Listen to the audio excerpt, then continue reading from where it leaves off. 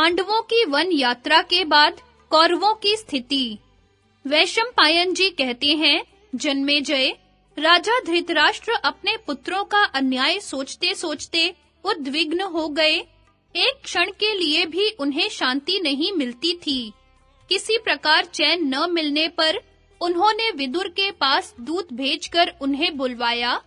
विदुर के आने पर उन्होंने पूछा, विदुर, कुंती नंदन धर्मराज युधिष्ठिर, भीमसेन, अर्जुन, नकुल, सहदेव, पुरोहित धौम्य और यशस्विनी द्रौपदी, ये सब किस प्रकार वन में जा रहे हैं?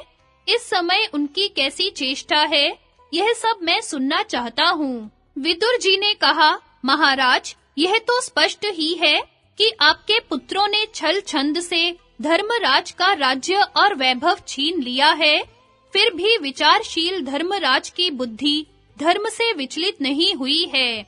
इसी से वे कपट पूर्वक राज्यच्युत किए जाने पर भी आपके पुत्रों पर दया का ही भाव रखते हैं।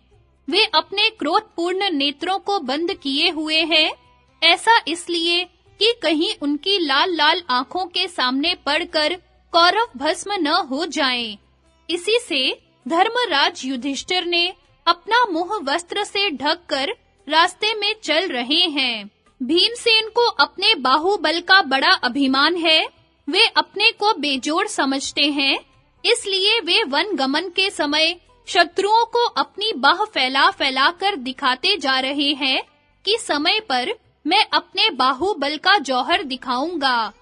कुंती नंदन अर्जुन धर्मराज के पीछे-पीछे धूल उड़ाते चल रहे हैं। इस प्रकार वे इस बात की सूचना दे रहे हैं कि युद्ध के समय शत्रुओं पर कैसी बाण वर्षा करेंगे। इस समय जैसे वह धूल अलग-अलग उड़ रही है, वैसे ही अर्जुन शत्रुओं पर अलग-अलग बाण वर्षा करेंगे। सहदेव ने अपने मुंह पर धूल मल रखी है। युधिष्ठिर के पीछे-पीछे चलकर मानो वे यह कह रहे हैं कि कोई मेरा मुंह न देखे। नकुल ने तो अपने सारे शरीर में ही धूल मल ली है। उनका अभिप्राय यह है कि मेरा सहज सुंदर रूप देखकर कहीं मार्ग की स्त्रियां मोहित न हो जाएं। द्रौपदी इस समय रजस्वला है। वे एक ही वस्त्र पहने केश खोलकर रोते-रोते जा रही हैं। उन्होंने चलते समय कहा है कि जिनके कारण मेरी यह दुर्दशा हुई है, उनकी स्त्रियां भी आज से 14वें वर्ष अपने स्वजनों की मृत्यु से दुखित होकर इसी प्रकार हस्तिनापुर में प्रवेश करेंगी। सबके आगे-आगे चल रहे हैं पुरोहित धौम्य।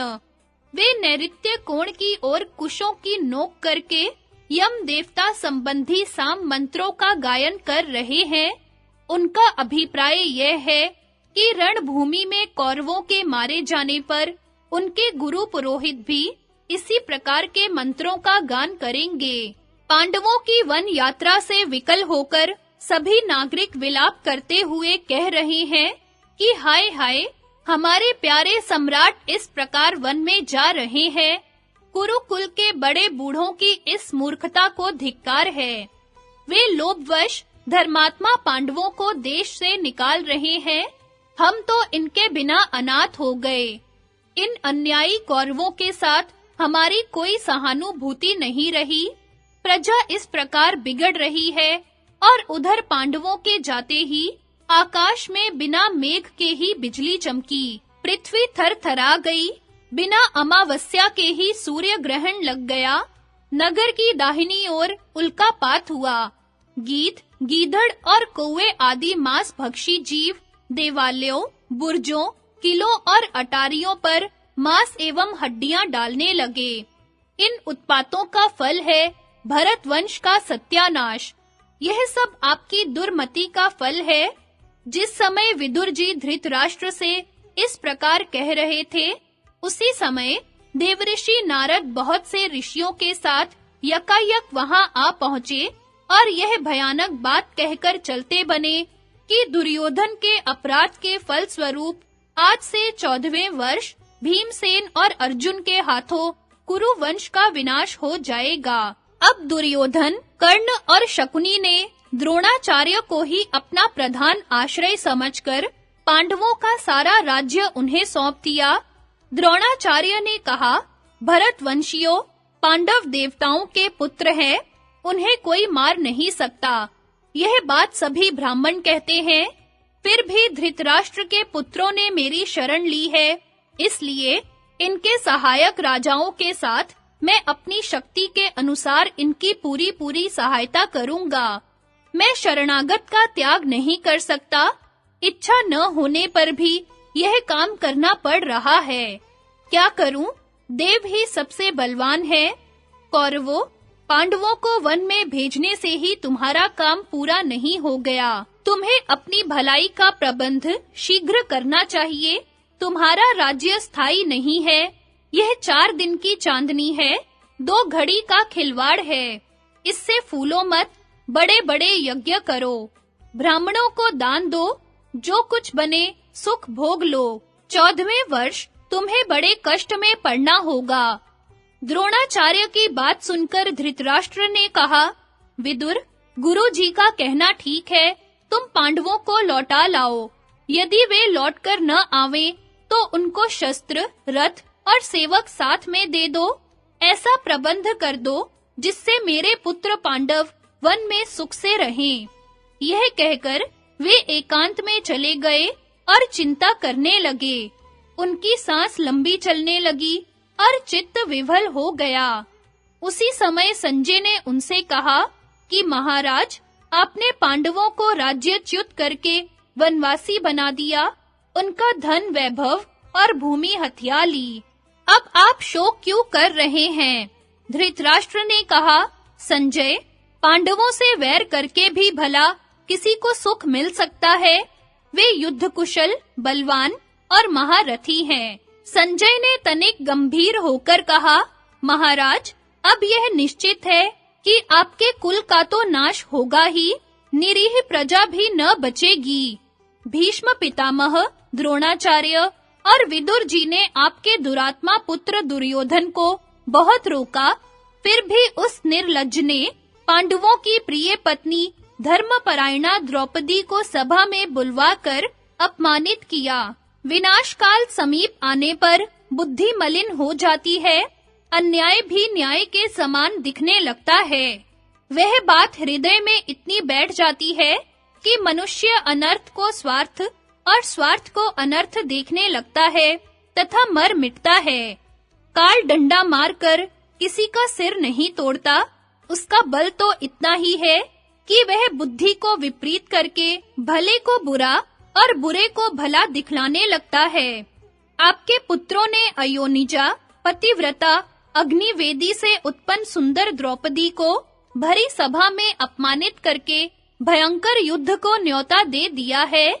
ऐसा निंदनीय काम दुष्ट दुर्योधन के अतिरिक्त और कोई नहीं कर सकता।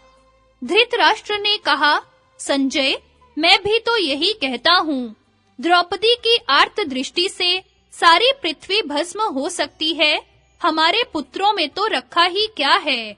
उस समय धर्मचारिणी द्रौपदी को सभा में अपमानित होते देखकर भरतवंश की सभी स्त्रियां गांधारी के पास आकर करुण क्रंदन करने लगी थी। ब्राह्मण भी हमारे विरोधी हो गए हैं। वे सायंकाल हवन न करके नागरिकों के साथ उन्हीं बातों की चर्चा करते हैं और दुखी होते रहते हैं। जिस समय भरी सभा में द्रौपदी के वस्त्र खींचे गए थे, उस समय तूफान आ गया, बिजली गिरी, उल्कापात हुआ, बिना अमावस्या के ही सूर्य ग्रहण लग गया। सारी प्रजा भयभीत हो गई थी। रथशाला में आग लग गई, मंदिरों की ध्वजाएं गिरने लगी, यज्ञशाला में सियारने हुआ करने लगी, गधे रेंकने लगे। ऐसे अपशकुन देखकर भीष्म, कृपाचार्य, सोमदत्त, बाहलीक और द्रोणाचार्य सभा भवन से उठकर चले गए। विदुर की सम्मति से मैंने द्रौपदी को मुंह मांगा वर दिया और पांडवों को इंद्रप्रस्थ जाने की अनुमति दे दी। उसी समय विदुर ने मुझसे कहा था कि द्रौपदी को अपमानित करने के फलस्वरूप भरतवंश का नाश होगा। द्रौपदी देव के द्वारा उत्पन्न एक अनुपम लक्ष्मी है। वह पांडवों के पीछे-पीछे फिरती है। यह महान अपमान और कलेश पांडव, यदुवंशी और पांचाल नहीं सहेंगे, क्योंकि इनके सहायक और रक्षक हैं सत्य प्रतिज्ञ भगवान श्री कृष्ण। बहुत समझा बुझाकर विदुर ने हमारे कल्याण के लिए अंत में यही सम्मति दी कि आप सबके भले के लिए पांडवों से संधि कर लीजिए। संजय, विदुर की बात धर्मानुकूल तो थी ही, अर्थ की दृष्टि से भी कम लाभ की नहीं थी, परंतु मैंने पुत्र के मोह में पड़कर उसकी प्रसन्नता के लिए उनकी बात की उपेक्षा कर दी।